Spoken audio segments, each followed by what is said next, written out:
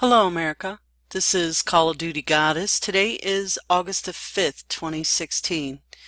I have a video series that I'm going to do here in different parts according to different speakers, and it's in reference to the Citizens Commission on Benghazi press conference, and that was given on June 29th, 2016, and it was about the Commission on Benghazi Hearings findings, and the Citizens Commission on Benghazi gave their findings as well through a press conference.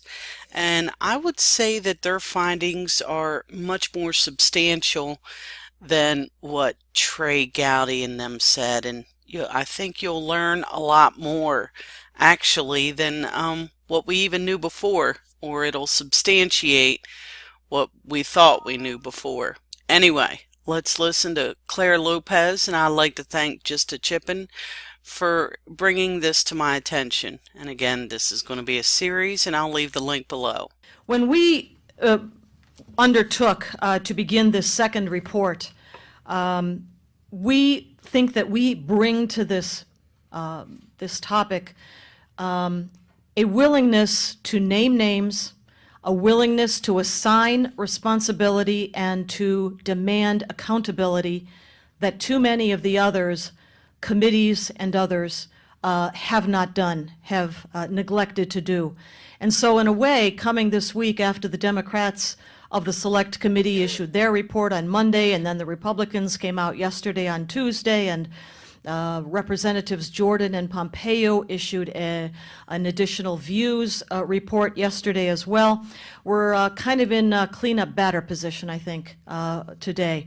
So what I'd like to do is give you an overview of our findings, which you will see, of course, in this report in a great deal more detail, but I will give you a bit of an overview right now of those things that we think the most important. If I had to put anything at the top of this list, I think it would be that we must lay blame where blame is due. Now, naturally, that blame, of course, goes to the Commander-in-Chief, President Barack Obama, whose absence that night is most notable above anything else. But in terms of diplomatic facilities around the world, the responsibility is with the Secretary of State, and at that time that was Hillary Clinton, to provide and ensure the safety of the Americans that she sends in harm's way to do their country's business. So this report that we have put out, the findings that you will read in there, I think add what is most notably missing from any of the other committee reports or the ARB itself, Accountability Review Board, that Roger mentioned from the State Department. And one of the things that we assign to this entire episode, we provide an overarching narrative, I think. We connect the dots. You know, yesterday, Representative Trey Gowdy spoke before the media, presenting the committee's report, and he notably refrained from assigning blame or demanding accountability by name. And he also did not draw a connection between the dots. He did not provide an overarching explanation, if you will. I think we do that in this report. And where that leads, where those dots connected lead, is that the Obama administration and the Secretary of State Hillary Clinton, Department of State, deliberately and knowingly implemented a U.S. foreign policy to aid and abet Islamic jihadists, our enemies, and in particular, across North Africa in the year of 2011 to help and aid the Muslim Brotherhood Islamic uprising to come to power in countries like Tunisia, Libya, and Egypt. No, it did not all turn out the way they may have expected in the beginning, but that was the policy, that was the intent, to help the Muslim Brotherhood to take over government of these countries. And I also think that that policy, fundamentally flawed policy, was the fundamental cause of the ultimate debacle, catastrophe that Benghazi became in September of 2012. Now, because of the Great Purge, which took place throughout the entire United States government, 2011 till 2012, in which all presentations, all training curricula, PowerPoints, curricula, everything related to finding and naming and identifying the jihadist enemy, the global jihad enemy that we face, was purged from all training materials and from all the lexicon and official discourse across the United States government. And that means Department of State, Department of Homeland Security, Department of Justice, the military, the Pentagon, and so on, including the intelligence community. Now, because they either did not know or were not allowed to know anymore who the enemy is, the global jihad movement and all who support jihad in the fight for Sharia, that is the enemy. Because our officers were not permitted to speak of that, to know that, to pursue that, I think that had a lot to do with the policies in Benghazi specifically. And that has to do with the ability to distinguish between jihadis, Sharia-bent jihadis, like the 17 February Martyrs Brigade and Libya Shield, whom we hired, we collaborated with for our intelligence, our information, and our security at that mission in Libya. They could not distinguish or were not allowed to distinguish between jihadis like those and any in Libya who might have been our genuine allies, not jihadis. Now, from Christopher Stevens to the folks at the CIA Annex, they were in fact then relying on exactly the jihadist enemy that was eventually to turn on them and to kill 4 Americans and injure others so gravely. The policy of the State Department and of Hillary Clinton in particular is also deplorable, we find. That then in the early part of 2011, the Hillary Clinton State Department extended formal U.S. government recognition to the Muslim Brotherhood Revolution that was opposing at that time our ally in the war on terror, Muammar Gaddafi. He had given up his weapons of mass destruction verifiably, not with an unsigned executive agreement as has been done elsewhere, verifiably given up his WMD, given up his support for terrorism that he'd been involved in for so long before that. And he was helping us with intelligence on AQ, Al-Qaeda, in the Islamic Maghreb in particular. He had Al-Qaeda in his jails. And yet when his Muslim Brotherhood in Libya, Libyan Muslim Brotherhood and Al-Qaeda militias rose up against him, we abandoned him. We turned and we supported the enemy, his enemy and ours, the Islamic jihadist enemy. That recognition was extended to the government, the Transitional National Council, in 2011.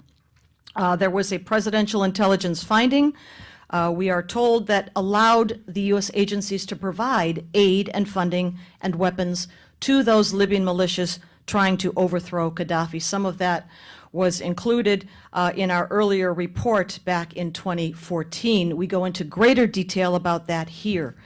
And then, of course, in 2012, the weapons flow reversed and went out of Libya, and now it was the responsibility of the CIA and the Annex team to gather up, buy back loose weapons, in particular surface-to-air missiles, and ship them out of Libya over to Turkey, and then from thence overland to, again, Muslim Brotherhood and Al-Qaeda-dominated rebels in Syria fighting to overthrow Bashar al-Assad.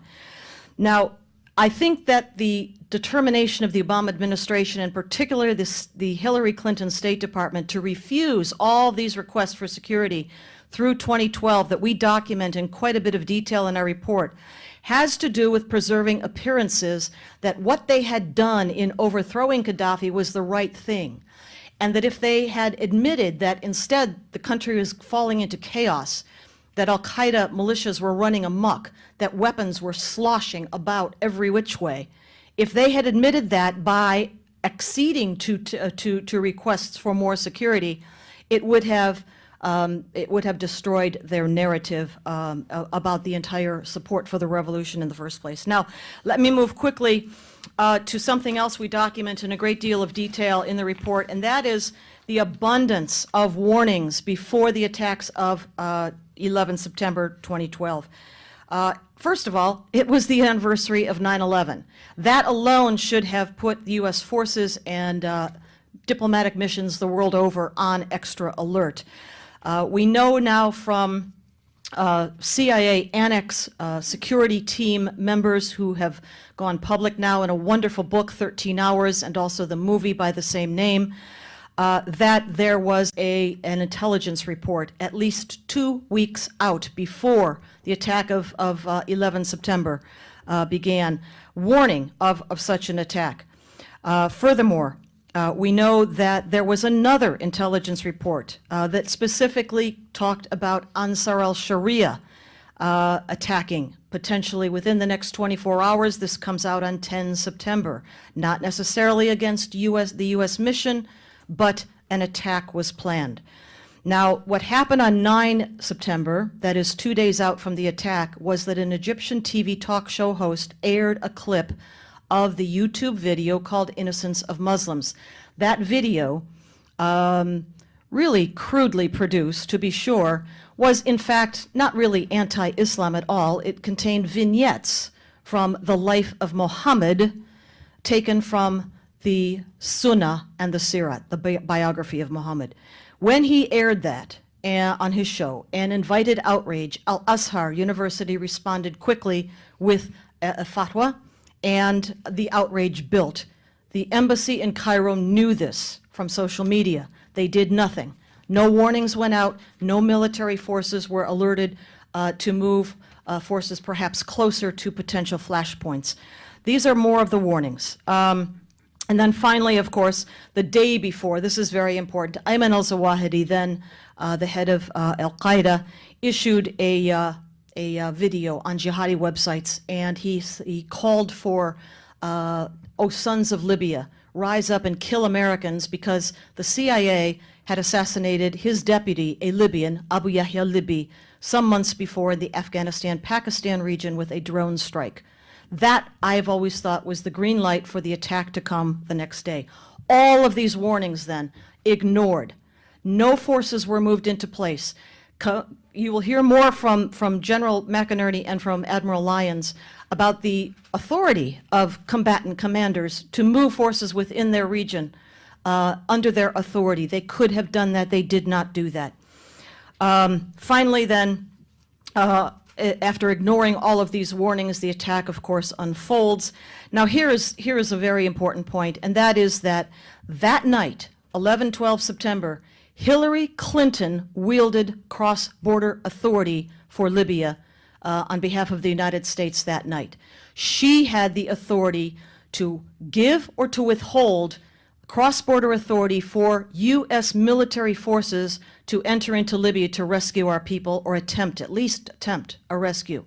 Now, typically, ordinarily, the procedure is to request permission from the host government, and we were, in fact, in contact with that host government. But no request was made. The State Department issued no request to the Libyan government for cross-border authority. In fact, not until the next morning, when a plane came in from Germany to pick up the survivors and the bodies of those who had fallen. So the position that we want to get across here, the point that we want to get across here, is that Hillary Clinton once again was pivotal. She could have authorized the military to move. Without orders, the military cannot cross an international border, and they did not that night, and they left our people to fight and die alone the entire night. Let me finish this quickly with the cover-up afterwards that we go into in some detail. There was collusion from the very beginning at the White House level to disseminate a false narrative to blame the attack on our mission in Benghazi, which was an Islamic Jihad attack by Ansar al-Sharia, an al-Qaeda affiliate, to blame that on a YouTube video. The collusion went like this, and we know this again, hat tip to Judicial Watch for getting these documents, that the White House turned immediately to Rashad Hussain, who is at that time was the administration envoy to the OIC, Organization of Islamic Cooperation, and turned to Huma Abedin, Hillary Clinton's top aide, in order to collaborate with the U.S. Muslim Brotherhood within 48 hours, they were all aligned in their message. They were posting, they were broadcasting. And certainly at the end of September, when all the countries meet at the United Nations for the UN General Assembly, all of the OIC presidents, prime ministers, heads of state took the podium one after the other to denounce not just the video, but to call for curbs on free speech, restrictions on free speech, because what is the number one 10-year and counting objective of the OIC, the Islamic countries of this world? It is to criminalize the criticism of Islam.